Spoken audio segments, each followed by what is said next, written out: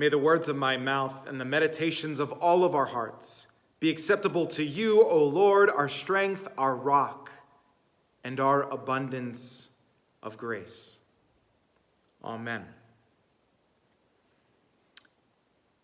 Good morning as we gather on this, the 22nd of March. And I know that a lot has happened in this last week of our lives, and so I hope to come into your home or onto your smartphone or your tablet and give us a sense of life and love, especially in these times of uncertainty. We call upon Christ to be with us and in us as we live to serve not only Christ, but also one another. This story, long I know, but it's a beautiful narrative that takes us through a life renewed and restored, one that was once dark and blind and now has light. One way that I've been able to capture this story in my own mind has been my ability to move it from this idea of a blame game, where everyone's quarreling and working out the rules and trying to figure out how or why things are happening this way in life, and moving to a healing game, a game that is filled with love and light and renewal. So my hope is to kind of paint that picture of a blame game moving to a healing game. As I was thinking about this, a story of my own life kind of came up, and it happened just 2 weeks ago, where one of my kids came home from playing outside with their friends, and they were definitely distraught.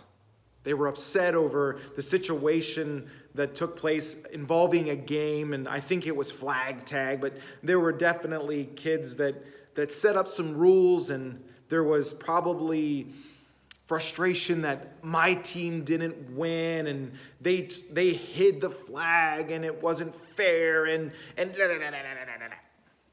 So I thought to myself, what is a game that possibly doesn't have as many rules, possibly doesn't have as many restrictions? And I thought to myself of the game of kick the can. This game that is simple, and not only can a 5-year-old win and understand, but also a 40-year-old can win and understand this beautiful game. So in teaching that game, I realized that in my own interactions with winning and losing, I can really start to find blame. Because if it doesn't go the way I want it to go, I tend to get a little frustrated. And I tend to pick and push and prod. That same thing is happening in this gospel text, and we see it when the disciples kind of arrive with this blind man sitting at their footsteps, begging for life and support. And they ask this question to Jesus: who sinned, this man or his parents? And Jesus is really incredibly quick to engage them and says, you know what, guys? Neither of them sinned. And I'm going to use this man and his blindness to flip this reality of yours upside down.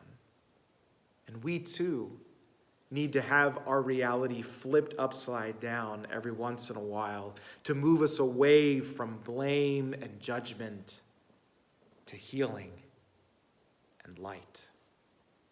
Now, as we've been experiencing the interactions or lack thereof because of COVID-19, a lot of us are finding ourselves blaming and wondering why. Why did this have to happen? Or could something have been done better? And of course, I'm sure many of us can have justification on which things could have been done better. But how quick we are out of our own human nature to simply point and blame and say that it could have been done better. It should have been done better. And shame on politicians. Or even I've heard shame on our teachers for not giving enough resources or sending enough home. And we all just need to be turned again towards healing and love and life. And Jesus is doing that. Jesus is showing us in this story of how human life can be restored. And that it doesn't even matter why this person is blind. What does matter is how their life is made new and vibrant because of community, because of a regained sense of worth, because of the ability to do something that this man has never been able to do before, which is see. Jesus has this incredible ability to turn our attention away from the very human nature of blame to healing.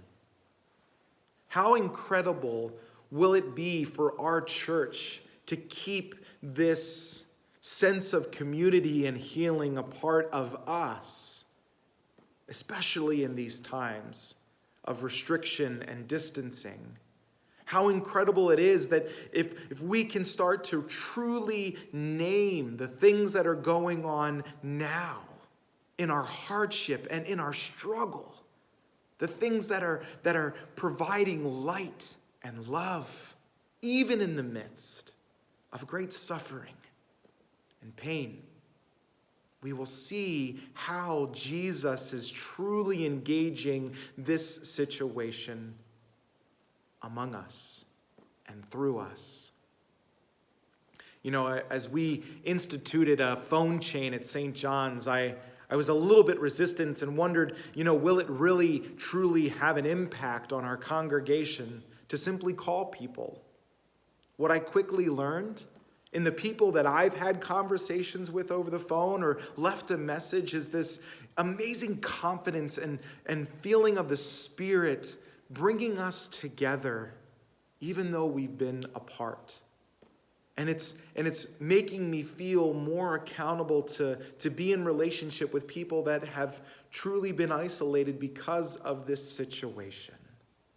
I hope that we can find even more new ways like Facebook Live or email blasts, that we can find ways to be connected to each other and that we can give light and love not only in our community, but beyond our community.